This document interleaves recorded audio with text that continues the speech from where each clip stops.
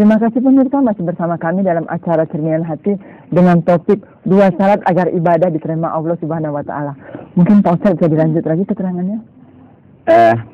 Begini, ibu-ibu, bapak-bapak dan pemirsa yang saya muliakan.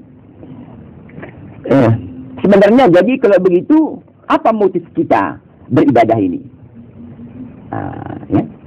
Adalah menjalankan perintah Allah Subhanahu wa taala. Perintah. Banyak orang salah kaprah. Sholat dia katakan mau cari pahala. Ya, mau cari pahala. Kalau pahala nanti mau dicari karena pahala, nanti niatnya lain. Sengaja aku sholat zuhur 4 rakaat, ini pahala, bukan lillahi ta'ala. Ini konsekuensinya. Jadi kalau begitu bagaimana? Karena Allah, kenapa? Karena perintahnya. Allah menyuruh kita sholat, perintahnya. Anda kata tak cari pahala sama sholat, mesti. Anda berterima kasih kepada Allah telah kasihnya nyawa, udara, semua kenikmatan dunia. Apakah karena tak dikasihnya pahala tak mau kita sholat? Apakah karena tak dikasihnya surga tidak kita sholat? Ada ulama-ulama tasawuf mengatakan, andai kata ya Allah kau berikan kepadaku neraka dari kau perintahkan aku sholat, tapi kau janjikan neraka, aku kerjakan. Kata ulama besar itu. Begitu seharusnya keikhlasan lillahi ta'ala itu. Jadi akibat daripada pahala yang mau dicari, bukan karena perintah. Katakan begini, akibat perintah yang dicari, maka kita kerja sesuai dengan petunjuk Rasul dan sunnah. Tapi kalau kita bonggo-bonggo dari pahala, kita rekayasa lah semuanya itu. Ibadah itu. Umumnya yang direkayasa itu adalah ibadah-ibadah sunat. Kalau yang sudah wajib, tidak bisa direkayasa lagi. Hukumnya tertentu. Jelas. Kalau wajib, tidak jelas. Dia maka direkayasa. Inilah terjadi akibat nafsu mencari pahala. Ke Mekah. Bukan karena perintah. Bukan labbaik kalau labbaik. Tapi karena masjid haram dia sholatnya 100.000. Oh, di Nabawi 1.000. Oh, banyak kerjakan. Itulah niatnya datang ke sana. Rusak niatnya. Kalau sudah bukan karena Allah, apa itu? Jangan marah kepada saya. Syirik. Tadi itu ke kapital 10. Beribadah bukan karena Allah. Ya. Harus beramal saleh. Dan tidak menyekutukannya. Kalau sudah ada pahala Allah, menyekutukan sana banyak. Ada hadis yang lain mengatakan bahwa yang ku takutkan kepada umatku kelak, mereka bukan berbuat amal bukan mereka menyembah berhala, bulan atau matahari, tapi mereka beramal untuk selain Allah. Selain Allah inilah yang apakah pahala, apakah syurga, apakah karena pujian, apakah karena ini, karena itu. Inilah selain Allah itu. Kalau sudah ada selain Allah, syirik. Ini hati. Jadi hati kita harus, kita beribadah perintah, kena perintah. Titik. Jangan tambah-tambah. Baru ikhlas lillahi ta'ala. Baru tidak tertolak. Akibat tadi sebut pernyataan tadi ibu tadi, akibat daripada karena gubu-gubu cari pahala, maka direkayasilah semua ibadah sunat itu. Misalnya salah satu contoh, hadis dari daif dipakai semuanya untuk menyokong ibadah-ibadah sunat. Padahal daif. Kemudian misalnya ibadah-ibadah yang tidak sunnahnya dibuat. Saya bila Jumat tidak ada sunnahnya, dibuat itu, direkayasa. Dia hadis daif tadi dibikin sebagai penyokong. Misalnya ajankan bayi misalnya, itu hadis daif, diamalkan hadis daif. Apa risiko hadis daif ini? Risikonya begini, dia 50-50 kebenarannya itu. Bisa benar, bisa tidak. Andai kata dia benar, berpahala. Andai kata dia tidak benar, berdosa. Gambling kita beribadah itu. Rugi. Kenapa yang ambil yang sahih saja? Banyak ibadah yang sahih yang harus dikerjakan, tak mampu kita semuanya. Kok cari-cari yang membahaya, yang mungkin % itu berdosa. Ustaz, kita break dulu ya. Ya. Pemirsa, jangan kemana-mana, acara Cerminan Hati akan lanjut setelah pariwara berikut ini.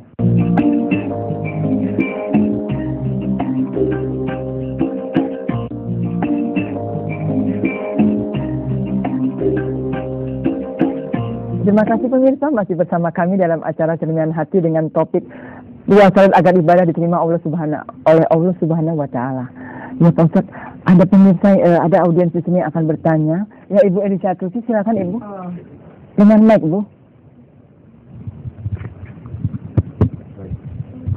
Dah, kita aja, Bu. Baiklah, terima kasih. Assalamualaikum warahmatullahi wabarakatuh. Di sini Ustadz, kami dari Persatuan Pengajian dari IGD Pirngadi Medan.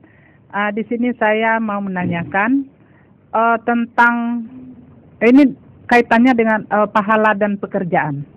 Di mana di sini seperti kami yang perawat dari rumah sakit, seperti Ustadz ketahui juga. Kalau kita dalam melaksanakan tugas, ini yang sering terjadi di kamar operasi.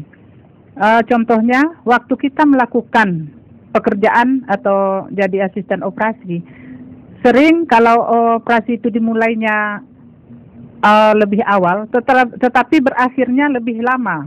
Contoh, mulai masuk waktu sholat zuhur, itu mau berakhir nanti sampai maghrib. Sementara kita ini dua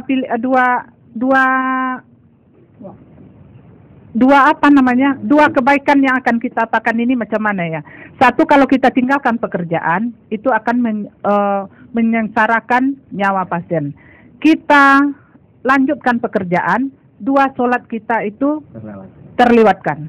Jadi di sini kami minta penjelasan sama Ustadz solusi yang terbaik dari pekerjaan yang kita lakukan ini. Mana yang dipilih maksudnya Bu ya? Mana yang akan lebih baik pilih dan macam mana untuk solusi terbaik supaya dua jalan ini bisa bersatu lebih sempurna lagi.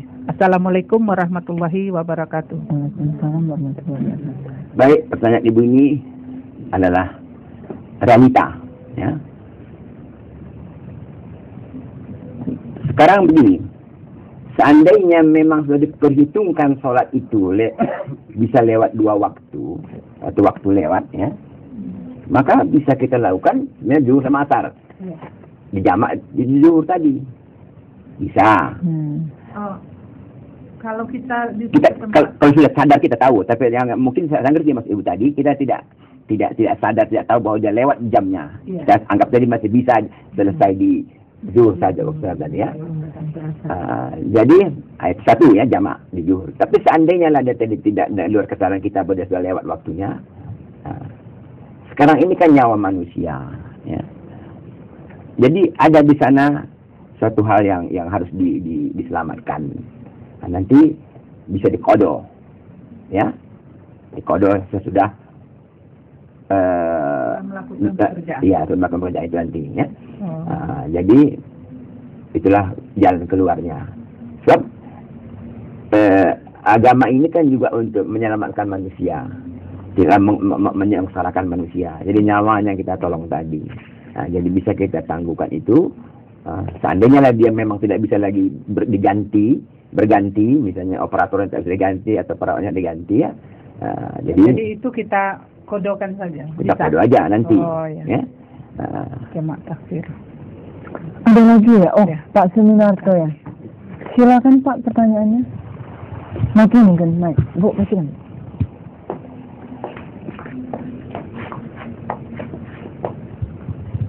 Baiklah, di sini saya Suminarto, perawat dari Pringadi bagian IGD.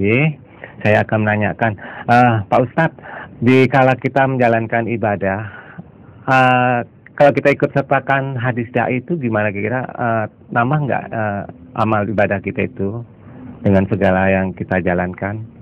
Bertentangan nggak gitu Pak Ustadz? Terima kasih Bapak apa tadi? Pak Suminarto, Pak. Suminarto. Pertanyaan Bapak itu bagus sekali, ya. Karena itu kenyataan di masyarakat.